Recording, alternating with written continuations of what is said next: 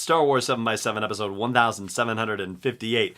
So I've been checking out a lot of breakdowns of the Rise of Skywalker trailer, and man, there are a lot of things that are either not getting talked about or getting misconstrued or just straight up missed. And so today and tomorrow, we're going to dig into that trailer and talk about all of the things that just aren't getting talked about the way they should be getting talked about.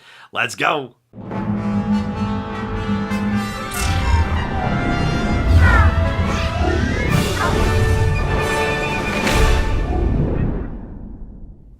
Hey Rebel Rouser, I'm Alan Voivod and this is Star Wars 7x7.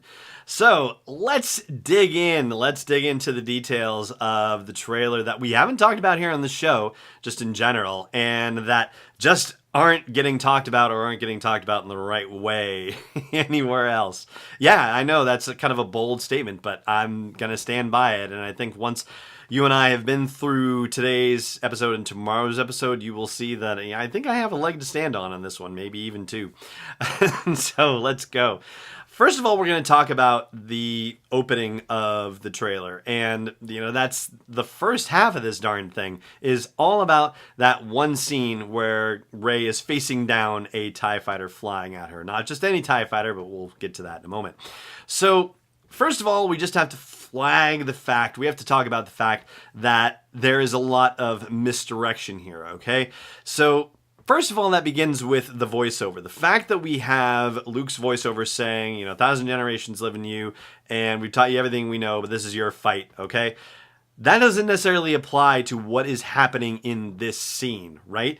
And one of the particular reasons why I think that it's worth discussing is the fact that this TIE fighter that we see flying toward Rey, it is not actually shooting at her, which is really weird, right? So roll back your thinking to The Force Awakens and the scene where Rey and Finn are being chased by First Order air support on Jakku before they get to the quad jumper that gets destroyed and then they ultimately get on the Falcon. Well, when they were filming this in Abu Dhabi, there were practical effects in the area, as in they set up legit explosives in the ground while they were filming. And yeah, I'm sure they, did some little tricks with visual effects and whatnot to make them even cooler looking on screen, but there were actual explosions happening while they were running through the desert in Abu Dhabi. So the fact that we're not seeing any explosions here in this scene is rather curious, don't you think? I mean, there should be some sort of explosions, even if the visual effects stuff hasn't been completed.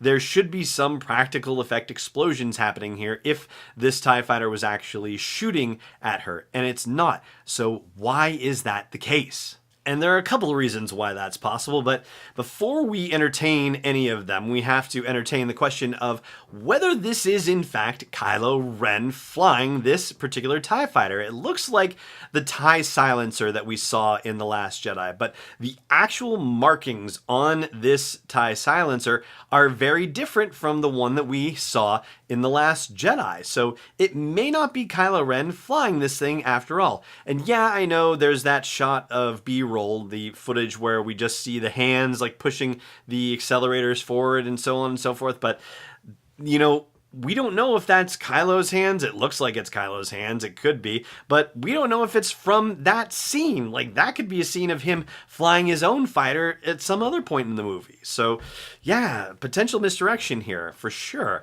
And so, knowing that it might not actually be Kylo Ren, I've seen it suggested that it is Kylo and that somehow they're on the same side Kylo and Rey are, and that this is a training exercise. Like, I've seen that one floated somewhere, but not entirely certain.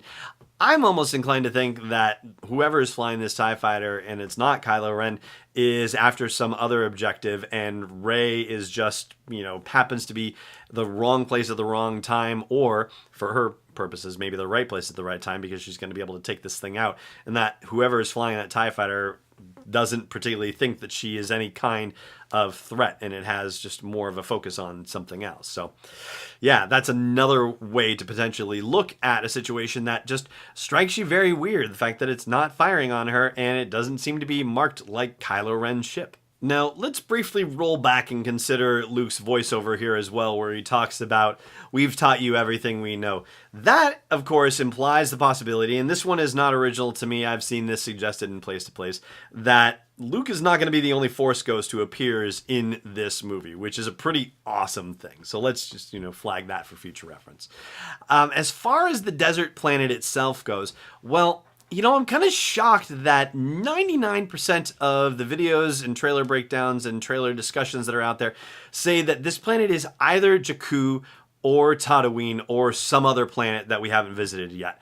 So many people seem to be ignoring the possibility that this is Jetta that it just kind of blows my mind, especially when you consider that it was filmed in the same place that the scenes for Jetta were filmed for Rogue One. Like, why not? Okay, it's absolutely a reasonable possibility that it's Jetta. And as if I, needed more convincing that this was very likely Jetta that we were seeing in the Rise of Skywalker trailer, a friend of the show named Emily pointed out that the rock formations behind Rey kind of look like the fallen Jedi statue that we see from overhead in Rogue One as well. So, yeah, I'm pretty well sold on it being Jetta, just period, paragraph, end of story.